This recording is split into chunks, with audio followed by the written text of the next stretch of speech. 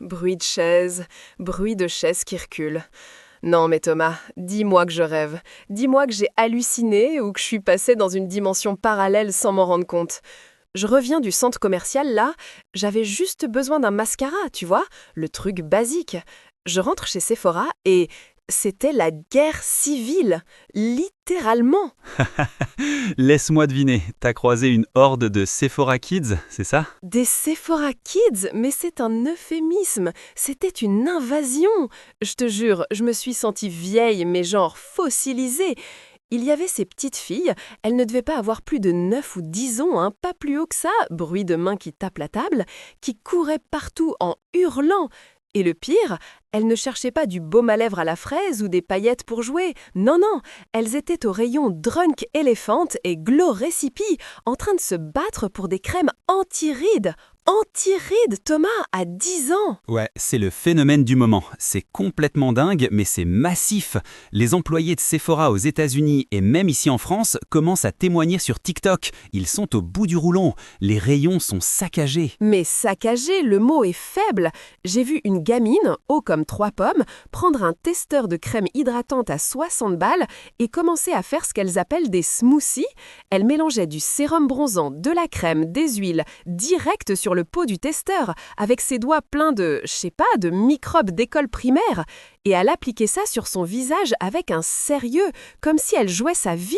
Moi, à 10 ans, je jouais au Lego. Je construisais des commissariats de police bancals et je mangeais de la terre. Je ne luttais pas contre le vieillissement cellulaire. C'est clair, on avait les genoux couronnés et on portait des joggings moches. Mais là, Sarah, tu touches le point sensible. Lutter contre le vieillissement. C'est là que ça devient glauque. Parce que, soyons honnêtes, ce n'est pas juste un jeu. C'est une angoisse qui a été transférée sur des enfants qui n'ont même pas encore de boutons d'acné. C'est ça qui me terrifie. J'ai entendu une petite dire à sa mère, qui avait l'air totalement dépassée, la pauvre, elle tenait le panier comme une esclave. La petite a dit « Maman, il me faut le rétinol, j'ai peur d'avoir des rides d'expression. » Des rides d'expression. À 10 ans, la seule expression que tu devrais avoir, c'est la joie ou la colère parce qu'on t'a privé de dessert. Qui a mis ça dans leur tête? Bah, qui à ton avis? TikTok, c'est l'algorithme. T'as ces influenceuses, les JRWM, Get Ready With Me, qui ont 20 ou 25 ans, qui ont une peau parfaite grâce aux filtres et aux lumières, et qui te vendent des routines en 12 étapes. Les gamines, elles ne voient pas la différence d'âge. Elles voient le lifestyle, elles voient le packaging coloré, le bruit satisfaisant du flacon pompe, c'est de l'ASMR visuel et tactile. Elles veulent mimétiser l'adulte. Sauf que l'adulte aujourd'hui est obsédé par la jeunesse éternelle. Donc par transitivité, l'enfant de 10 ans est obsédé par la préservation d'une jeunesse qu'il est littéralement en train de vivre. C'est le serpent qui se mord la queue. Mais attends, parlons des produits 2 secondes. Tu as mentionné le rétinol. Je ne suis pas dermatologue, mais je sais lire les étiquettes. Le rétinol, c'est puissant, c'est décapant. C'est fait pour le renouvellement cellulaire des peaux matures qui deviennent paresseuses. Exactement, et c'est là que ça devient un problème de santé publique, pas juste un caprice de gosse de riche. La peau d'un enfant, c'est beaucoup plus fin, plus perméable. Sa barrière cutanée est encore en développement. Si tu balances du rétinol ou des acides exfoliants, les fameux AHA, BHA que tout le monde s'arrache, tu la brûles, littéralement. Tu détruis la barrière cutanée, tu crées de l'eczéma, des dermatites de contact, et ironiquement, tu accélères le vieillissement prématuré parce que tu rends la peau ultra sensible au soleil. C'est tragique. Donc elles se ruinent la peau pour ne pas vieillir, ce qui va les faire vieillir plus vite. Bravo le marketing. Mais justement Thomas, toi qui connais bien les ficelles du business, les marques elles ne disent rien parce que Drunk Elephant par exemple, avec leur packaging fluo, le petit éléphant, les couleurs pop, on dirait des jouets, on dirait des bonbons. Tu ne vas pas me faire croire que c'est un accident. Ah mais non, ce n'est pas un accident, c'est du génie maléfique si tu veux mon avis. Officiellement, aucune de ces marques ne dira « notre cible c'est la CM2 », jamais. Ils te diront « c'est pour tous les types de peau ». Mais regarde le design, c'est ce qu'on appelle la gamification de la cosmétique. Les flacons s'emboîtent, les couleurs sont collectionnables, c'est la même mécanique psychologique que les cartes Pokémon ou les figurines pop, mais transposée explosé sur des produits à 80 €. Ils ont trouvé une nouvelle cible docile. Docile et riche, enfin, via les parents. C'est ça le truc. L'adolescent classique, il est fauché, il est rebelle, il achète du Biactol au supermarché. La préado d'aujourd'hui, la alpha, elle est prescriptrice d'achat. Elle fait des PowerPoint à ses parents pour expliquer pourquoi elle a besoin de cette crème pour son statut social à l'école. Parce que si tu n'as pas la Drunk Elephant, tu n'es personne dans la cour de récré. C'est là que je veux en venir. On a tué l'enfance, non? Je veux dire, on a supprimé une étape.